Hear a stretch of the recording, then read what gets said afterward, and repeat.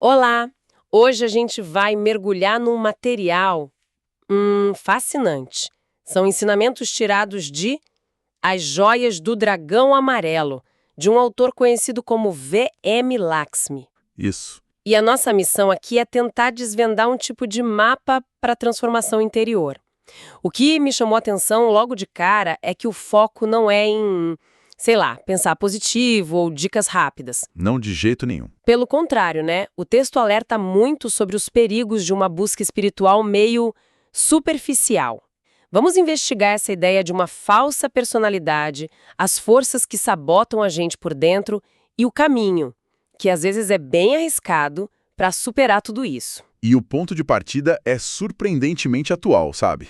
A gente vive numa cultura obcecada por autoaperfeiçoamento e este texto propõe que o primeiro passo não é construir algo novo. É demolir. É demolir, exato, demolir uma estrutura falsa que já existe dentro da gente. Nossa análise vai focar em 3 etapas desse mapa. Primeiro, identificar o inimigo interno, essa tal falsa personalidade. Certo. Segundo, conhecer as ferramentas para essa luta. E terceiro, entender o prêmio e também o perigo mortal que existem no final dessa jornada. Ok, então vamos começar por essa demolição. A ideia de uma falsa personalidade soa quase como um personagem que a gente interpreta. Como é que o texto define isso? É exatamente essa imagem. O autor diz que desde a infância a gente monta esse personagem. Ele é um acúmulo de hábitos, de opiniões dos outros, de medos, do que a sociedade espera. Enfim, não é quem a gente é de verdade, mas é uma máscara que a gente usa por tanto tempo que a gente esquece que é uma máscara. E se identifica com ela. Totalmente. O texto descreve como um corpo energético separado que funciona como uma plataforma para o ego agir. E tem uma parte que fala que essa personalidade está sujeita a 96 leis. É um número muito específico. Isso tem algum significado simbólico? Tem, e é um ponto crucial. Esse número 96 é usado para representar um nível de consciência muito denso, sabe?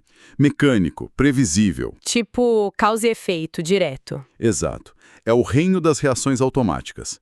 Alguém te ofende, você reage com raiva. Alguém elogia, você reage com orgulho. A falsa personalidade opera sob essas leis rígidas. O objetivo do trabalho interior, então, é se libertar disso. Entendi. É sair dessa complexidade para viver sob leis mais simples, as da consciência.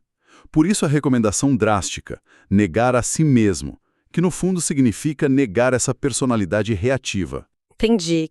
Não é sobre se maltratar, então, é sobre parar de alimentar esse personagem automático. E para ilustrar como essa personalidade sabota a gente, o autor usa 3 figuras bíblicas bem famosas de um jeito, nossa, totalmente inesperado. Totalmente. Ele transforma elas em metáforas para 3 forças sabotadoras que todo mundo tem. Caifás, Pilatos e Judas não são vistos como figuras históricas. São partes da nossa psicologia. Exatamente. Partes da nossa própria psicologia. Começando por Caifás, o sumo sacerdote, como é que ele age dentro da gente? Bom, Caifás representa a nossa palavra mal utilizada. É aquela voz interna da crítica destrutiva, da fofoca, da calúnia. É aquela parte de nós que está sempre pronta com um argumento para justificar os nossos erros ou para diminuir os outros. O texto alerta muito para o perigo de usar a palavra para destruir, sabe? Seja a reputação de alguém ou a nossa própria motivação. Ele é tipo o advogado do nosso ego. E depois vem Pilatos, famoso por lavar as mãos. Essa metáfora é bem clara, né? E universal. Pilatos é a nossa mente que racionaliza. A rainha das desculpas. É aquela parte que, diante de uma decisão importante, que exige coragem, mudança... A gente sempre encontra um motivo para não agir. Sempre. Agora não é o momento. Tô muito ocupado. Isso não é para mim. Ele lava as mãos da responsabilidade pela nossa transformação. É a voz da procrastinação que a gente conhece muito bem. E por último, Judas. Que no texto ele não trai por maldade, mas por razão.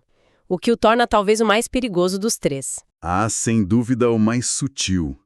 Judas aqui representa a lógica materialista, que vem de nosso propósito mais profundo por 30 moedas de prata. Aham. O texto dá um exemplo muito prático. A pessoa que sente um chamado interior, mas troca isso por um emprego que paga mais ou que oferece mais segurança. A razão de Judas diz: seja realista, você tem contas para pagar.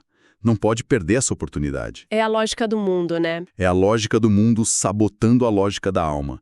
E sempre com uma justificativa que parece impecável. Essa metáfora do Judas é muito forte. Mas, sendo um pouco advogada do diabo aqui, essa ideia não pode ser mal interpretada? Tipo, um incentivo para a pessoa largar tudo em nome de uma busca espiritual meio vaga. O texto fala sobre esse risco? É uma ótima pergunta. E o texto responde de forma indireta. A traição de Judas não é sobre ter um emprego, mas sobre qual é a prioridade que comanda a sua vida. Qual é o motor das decisões? Exato. O trabalho proposto não é de fuga do mundo, mas de transformação no mundo. A questão é, suas decisões são guiadas por um propósito maior ou só pela recompensa imediata? É isso que Judas força a gente a refletir. Ok, faz todo o sentido. Então, identificamos a falsa personalidade e seus 3 agentes sabotadores.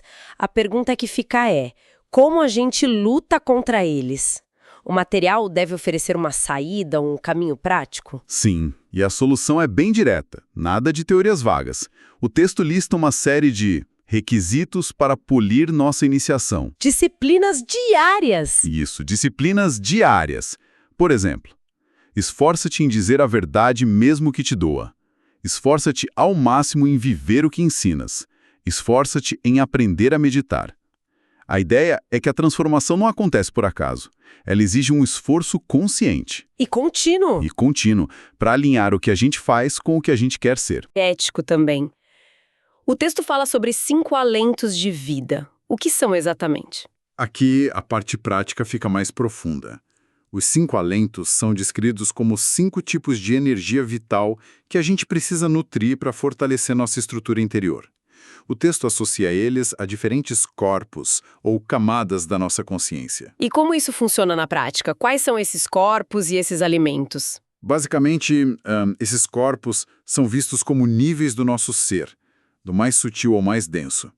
O primeiro alento é a luz, associada à oração, à contemplação, que alimenta a nossa parte mais espiritual. Certo. O segundo é a vida, que curiosamente é nutrida pela boa música, considerada um alimento para a mente, o corpo mental. A música. Interessante. Pois é. O terceiro é o amor, nutrido pela vocalização de mantras, que fortalece o corpo astral, ligado às emoções. O quarto é a justiça, associada à respiração consciente, o prana, que alimenta o corpo vital. E, por fim, a vontade, que se nutre da boa alimentação para o corpo físico. Essa conexão da boa música com o corpo mental me pegou. Geralmente a gente pensa em leitura, estudo.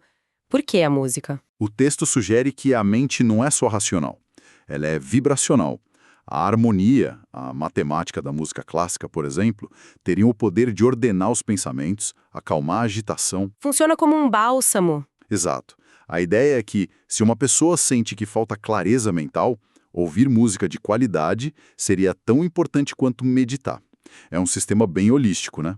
Se a sua vontade está fraca, o trabalho começa no prato, na comida. Se falta paz emocional, o trabalho é com a vibração do som. Cada deficiência com seu antídoto energético. Exatamente. Isso faz muito sentido como uma preparação, como fortalecer o corpo e a mente para a batalha. Mas toda essa preparação deve servir a um propósito maior. E o texto parece colocar uma energia específica no centro de tudo, a tal chave da transmutação. Sim, agora a gente chega no motor de todo o processo. A alquimia interna. O texto fala abertamente sobre a transmutação da energia criadora, que ele chama de esperma sagrado. Em termos mais simples, o ensinamento é que a energia mais poderosa que a gente possui, a energia sexual, é neutra, é pura força. E o praticante tem uma escolha fundamental: como direcionar essa força. E quais são os resultados dessa escolha? São 2 caminhos completamente opostos. Se a energia transmutada, refinada e direcionada para cima, para o coração, para a consciência, Ela se torna o que o texto chama de mercúrio puro. A matéria-prima para a sabedoria. Isso, para a sabedoria, para a criação espiritual. Mas se essa mesma energia é gasta sem controle, pela luxúria, por pensamentos obsessivos, ela se corrompe e vira mercúrio arsenicado, um veneno. Um veneno que aprisiona. Aprisiona a consciência. O texto usa uma imagem muito forte para isso. Diz que a pessoa dominada por essa energia negativa está crucificada no sexo, com a cabeça para baixo, incapaz de pensar em outra coisa. Nossa, é uma imagem poderosa. E isso nos leva a um alerta que parece ser o ponto mais sério de todo esse material. O que acontece se alguém aprende a técnica de transmutar essa energia, de gerar poder, mas ignora completamente o outro lado? A dissolução da falsa personalidade e dos seus traidores. Essa é a pergunta de $1 milhão. E espera um pouco. Isso parece até uma contradição. Como alguém pode ter poder energético para fazer isso e, ao mesmo tempo, ser tão despreparado psicologicamente? O texto explica como esse desequilíbrio é possível. Explica. E é aí que mora o grande perigo. É perfeitamente possível desenvolver poder sem desenvolver consciência. A consequência, segundo o texto, é a criação de um Hanasuman. Um Hanashoman. Descrito como um indivíduo com um duplo centro de gravidade. Pensa num atleta que só treina os braços. Ele desenvolve uma força imensa ali, mas as pernas e o tronco são fracos. O resultado não é um atleta completo. É uma deformidade. Perigosa. É uma deformidade perigosa e desequilibrada. No campo energético, é a mesma coisa. Então, o que é exatamente esse Hanasumon? É alguém que aprendeu a beber o sangue, que é a metáfora para transmutar em energia e acumular poder. Mas não aprendeu a comer a carne. Que seria viver a doutrina. Exato. Viver a doutrina, praticar a verdade, a compaixão e principalmente trabalhar na eliminação dos próprios defeitos. O resultado é uma criatura com poder, mas movida por orgulho, por cobiça, por vaidade. Essencialmente, Um demônio interior. um mestre da loja negra, um demônio interior com poder real, é o alerta definitivo contra a busca de poder sem sabedoria e sem ética. Uau! É um aviso muito sóbrio. Mostra que o caminho espiritual, pelo menos nessa visão, não é um parque de diversões. De forma alguma. A mensagem é clara. Poder sem autoconhecimento não leva à iluminação, leva à monstruosidade. É a diferença entre construir um templo interior ou forjar uma arma para a própria destruição. Recapitulando então, o mapa proposto por esses ensinamentos é, incrivelmente coerente. Primeiro, a tarefa de desmascarar a falsa personalidade de seus cúmplices. O Caifás que julga, o Pilatos que se esquiva e o Judas que nos vende. Exatamente. Depois, vem o trabalho disciplinado diário de se fortalecer de dentro para fora, nutrindo os 5 alentos. Para ter a força necessária para a jornada. Isso. E, por fim, o manejo cuidadoso da energia mais poderosa que a gente tem, a energia criadora, com a consciência de que um desequilíbrio aí pode levar a um resultado catastrófico. O grande insight aqui parece ser que autodesenvolvimento sem autoobservação crítica não é só ineficaz, é perigoso. Perfeitamente resumido. E para quem quiser começar essa exploração, o texto deixa uma reflexão final que é, ao mesmo tempo, simples e abissal. Qual é? Ele diz: querem ver o rosto de Deus? Olhem no espelho. Querem conhecer o diabo? Escutem o que pensam. Nossa! Essa frase coloca toda a responsabilidade e todo o poder de volta para dentro. O laboratório para a maior das transformações não está num templo distante, mas no silêncio da nossa própria mente. É um convite imediato à autoobservação.